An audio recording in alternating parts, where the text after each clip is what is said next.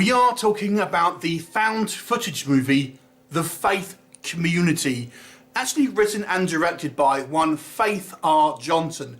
Yes, the irony of the name there isn't lost on me. This is being put out by a company called POV Horror that specialises in found footage movie. Now this is a low budget movie, and we're talking so low here, it probably costs as much to make as the change that you have in your pocket right now. But that doesn't mean to say that you can't make a movie from that, so let's discuss.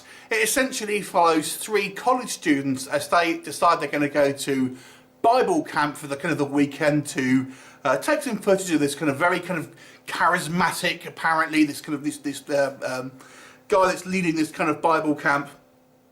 They go there, they discover it's far more rural than they initially anticipated. It's literally just a bunch of tents in the wilderness, in the woods somewhere.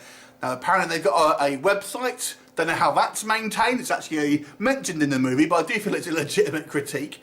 But anyway, they go there basically. First of all, they seem like an eccentric but welcoming bunch of people. However, things take a darker turn as these group of people seem to be very, very wrapped up in what they are preaching. They are waiting for the rapture. One of them warns these three college kids there may be danger, and obviously, yes, the movie progresses, we find out the danger is actually quite real. So that's all I'm going to say on the plot here. So let's talk about what works and what doesn't work with the Faith Community. Let's talk about the positives first of all. For such a low budget movie, I do feel it actually manages to grab some very creepy and disturbing imagery and an idea here that's very genuinely scary, because we know in our real world there are groups of people who are this fanatic about whatever religion that it might be. So it's basically one of these movies where it shines a mirror up and says these kind of people do exist in our world, and that's a scary concept. And obviously we've seen in the past that there have been these cults that have ended very tragically. So it's a reminder that these things, and we're not talking, all sorts of religions. We're not just talking about, one religion in particular. Obviously this one is based on a Christian religion, but nonetheless, it could be applied to anywhere.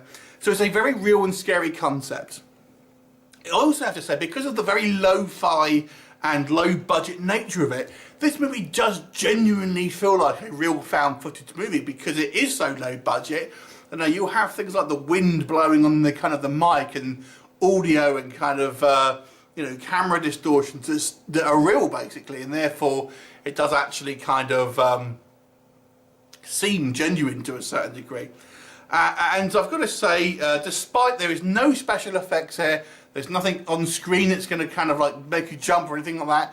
It's purely a character-driven psychological horror. But there are some creepy performances that will they'll make you think twice, let me tell you. But what doesn't work? A lot of this film was apparently improvised, and it does feel like some places which we're treading water a little bit. Despite its relatively lean running time, I do feel that some stuff here could have been left out, if I'm being completely honest. The acting here is quite theatre kids, shall we say, very flouncy in certain ways. Now these guys at this Bible camp are meant to be this fairly eccentric bunch, but nonetheless I feel some of the acting was a little bit OTT sometimes from some of the characters. Our main pastor, or I'm not religious, so whoever it is in charge here, is a very quite charismatic guy, but he's very theatric. And I don't know, maybe a little bit OTT sometimes, I've got to be honest.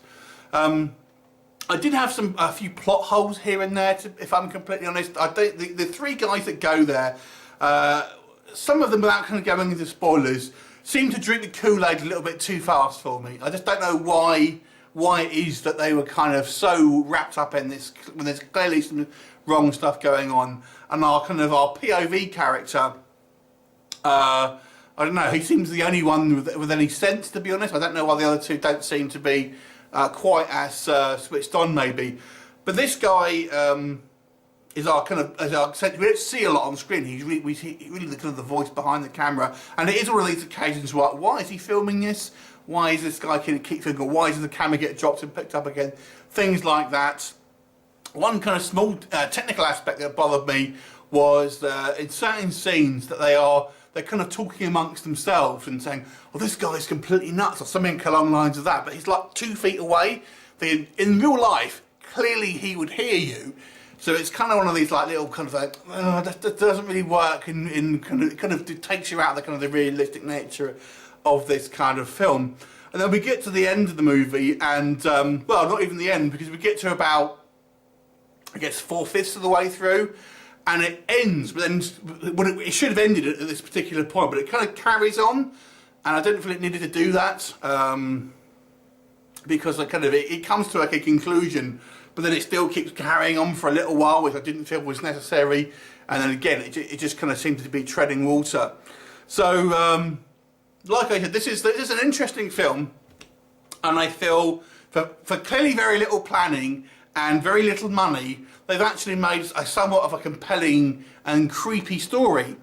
But like I said, I feel maybe genuinely audiences here will find it's very lo-fi and kind of very guerrilla filmmaking, somewhat a bit of a thing that they want to pay money for, if that makes sense. But like I said, it is kind of creepy because it does kind of make you think about these kind of like religious sects that do exist in our world, and it's kind of scary because of that. So overall, I'll give it a 6 out of 10. Have you seen it? What did you think of it? Leave me a comment and I'll look forward to seeing you next time. Bye for now.